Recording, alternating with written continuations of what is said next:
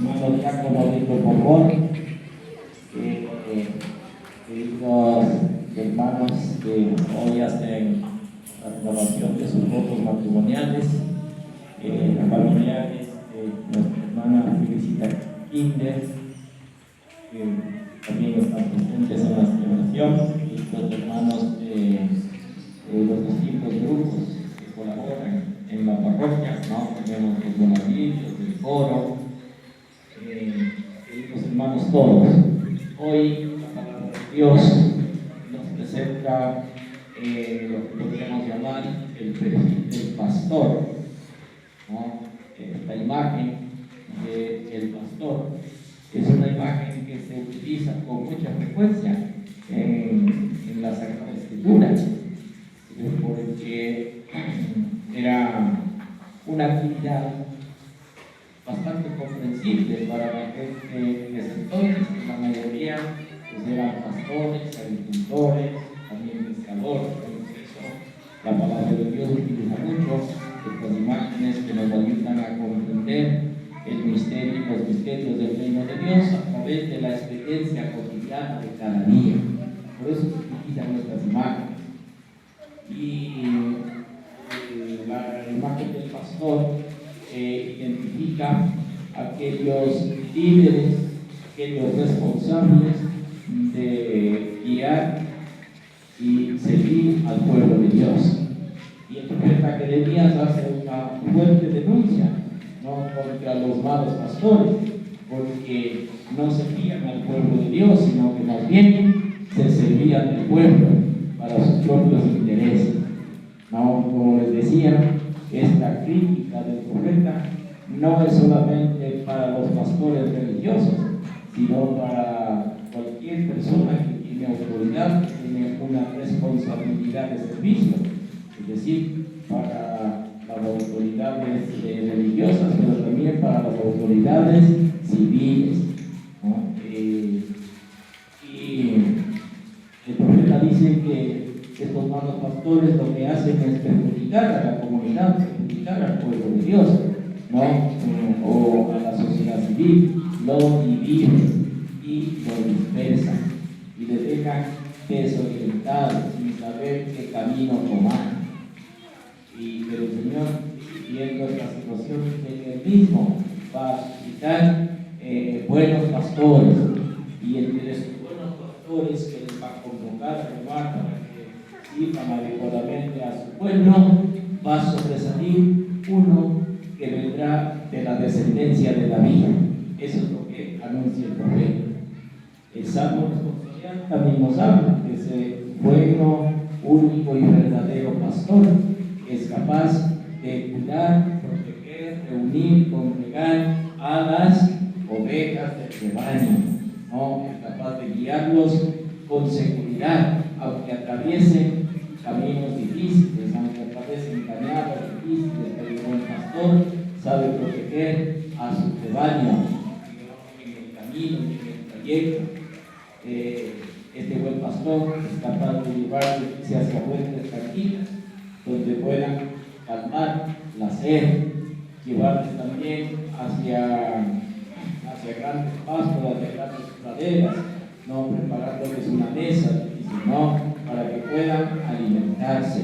En todo caso, el pastor siempre está pendiente, ¿no? Por el bien de sus ovejas, el bien de aquellos quienes están bajo su cuidado y bajo su autoridad. En el Evangelio nos viene descubrimos, ¿no?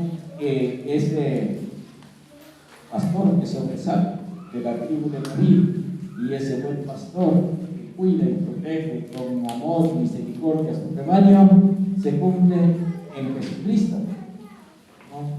En él vemos reflejadas todas aquellas características del buen pastor que anuncia Jeremías y anunciaron todos los profetas, ¿verdad? Jesucristo es ese gran pastor que ahora se encuentra con sus discípulos. No sé si ustedes participaron en la misa del domingo anterior, pero ahí el Señor les mandó a la misión, a la primera misión a los apóstoles, y les dijo que no vayan llevando demasiadas cosas, que lleven lo único, lo básico, lo necesario, nada más, ¿no? Y los apóstoles han regresado y regresan contentos, ¿no? A dar cuenta al Señor de todo lo que habían hecho, lo que habían dicho, la misión. Y el Señor, ¿no? Claro, se dio cuenta que no solo que estaban contentos, sino que también estaban cansados de una misión tan intensa, y les dice: vamos a un lugar tranquilo para descansar, para enseñarles a armonizar el trabajo y el descanso, la tarea pastoral y el descanso, pero no cualquier descanso, sino un descanso que les permite crecer, un descanso que facilita el silencio contemplativo para profundizar, ¿no? El misterio de su propia vida, para profundizar si es que estamos cumpliendo adecuadamente la voluntad de Dios, etc.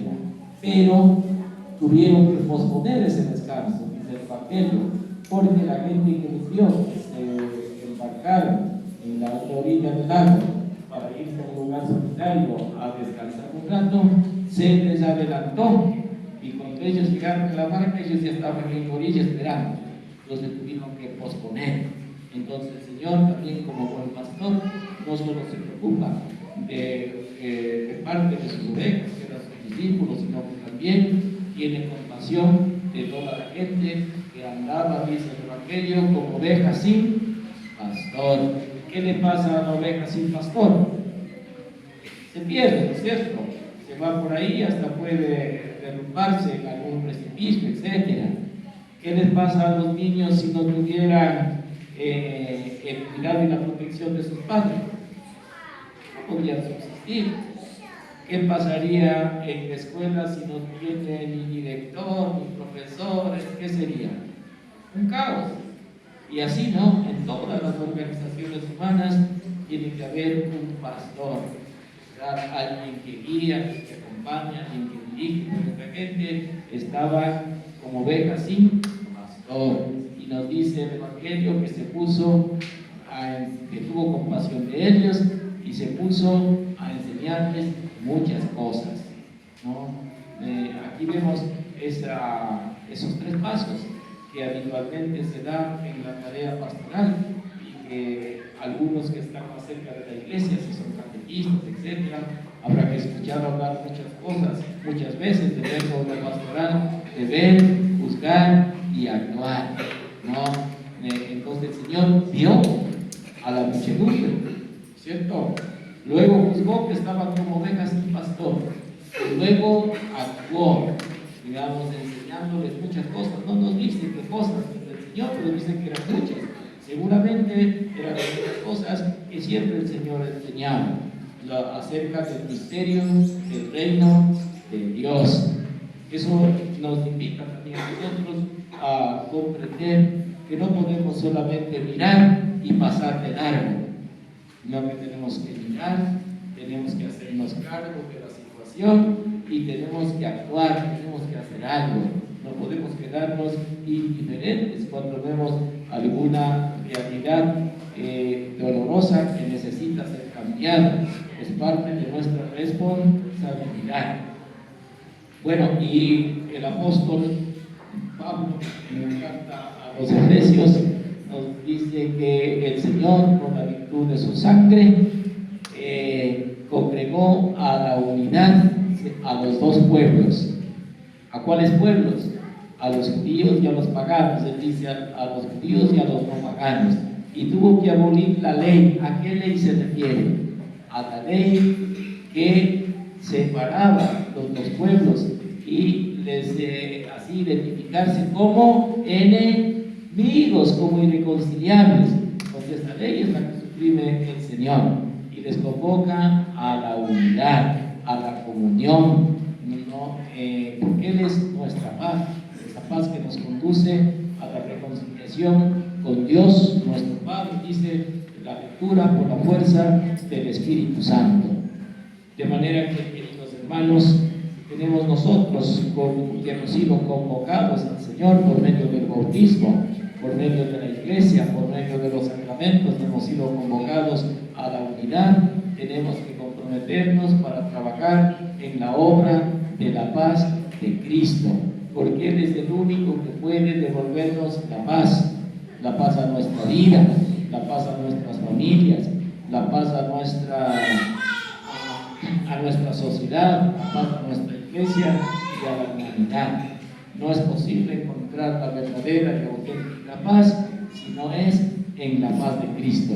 Toda otra paz es frágil, toda otra paz es muy débil, ¿no? Y muchas de las veces aparente.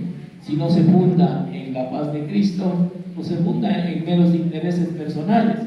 Y cuando se funden intereses personales, se toca el interés personal de uno y se destruye la paz. Por eso tantas guerras, tantos conflictos en el frontero y en todas partes, porque la paz que buscamos no está fundada en la paz de Cristo. Esa paz de Cristo que nos hace sentirnos hermanos, por tanto, buscar el bien para los demás como si fuera el bien propio. Eso le pedimos entonces hoy a nuestra Madre, la Santísima Virgen María, que nos ayude a todos y cada uno de nosotros a trabajar, a colaborar, a construir la paz de Cristo, comenzando sobre nuestra propia familia, ¿verdad?